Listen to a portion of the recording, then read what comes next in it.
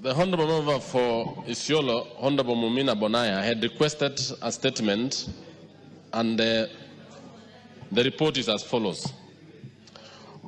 All the 18 schools have been approved to be junior schools. In fact, 12 of the 18 schools have already received capitation.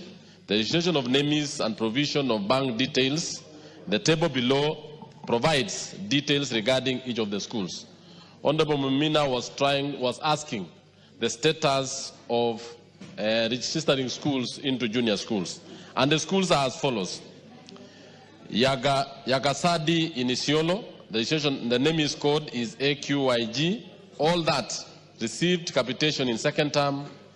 Abagase also received capitation. All the way to number 6, Mercy School, they received capitation in second term. And the last school, Dololo Dakie in Isiolo, also received capitation in second term. So all the schools that requested by Honorable Member for Isiolo have actually been registered as junior schools and had received capitation, and they have been indicated. I wish also, we wish also to indicate that the construction of grade 9 classrooms, the county has equitably done in the context of available resources, driven by the need to promote access, especially in the marginalized areas. In Isiolo County, for example, 82 classrooms have been constructed and completed. Thank you, Honorable Speaker. Yes. That is for the member for Isiolo. And then I have also for Honorable Abdul Haro, who is our member of the Education Committee. Thank you, Honorable Speaker.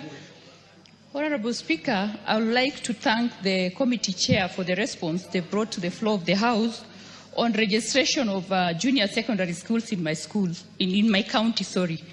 But Honorable Speaker, the reason why it took my intervention to have this school registered it has everything to do with how the ministry is misusing NEMIS to deny funding to the schools and delay registrations of our schools.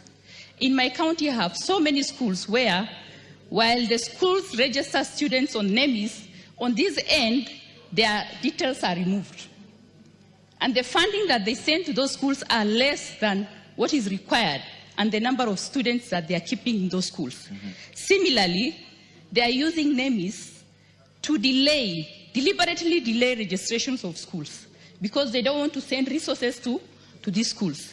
So, Speaker, this is a matter that seriously needs to be looked into, and we can't move on like this. We can't go on like this because every time head teachers are crying to us saying that there are debts that they are not able to pay because they are keeping too many students in the school, and on this end, the ministry is sending less than what they've registered on NEMIS.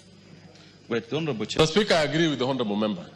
And this is an issue which the committee has been really pursuing every other time, in the sense that every other time the students captured in NEMIS and the actual students in the school has not been adding up. So that is why the Committee on Education did actually petition the ministry and the CS to make sure that we have a comprehensive application where it will be able to capture all the students and be able to have a modern system where the students in school physically and the students captured at the ministry are the same. Okay. That is why they proposed the introduction of NEMIS, which is going to be used from basic all the way to university. Okay, so great. I agree with you, and that is why they are doing that correction. Thank you. Sometimes there's nothing wrong in the committee. Isiolo is not in Uganda or Tanzania, it's in the country. Why can't the committee just do a spot check in one of the schools one of these days?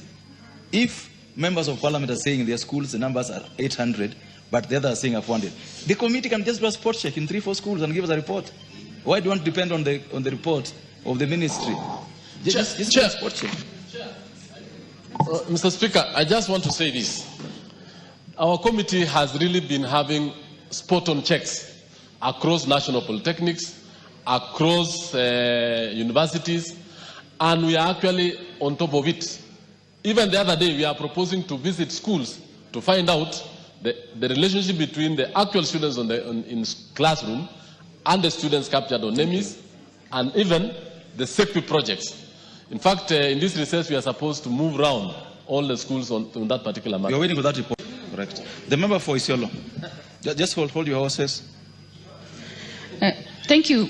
Thank you, Speaker. Speaker, the issue here is, while the teachers register the students on NEMIS, they are being removed from this other side. The issue is not even they are not registered. They are being captured on NEMIS, but they are being removed. Who is this doing that job? Okay. Understood. The Honorable Dawood? The Honorable... No. We will not allow any further decision on this matter. My direction is this. We will not take... Because the Honorable Chair has just introduced a new confusion.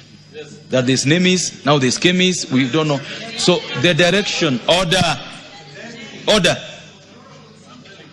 The direction I'm giving on this matter is that the Cabinet Secretary for Education shall come to the House the week we resume.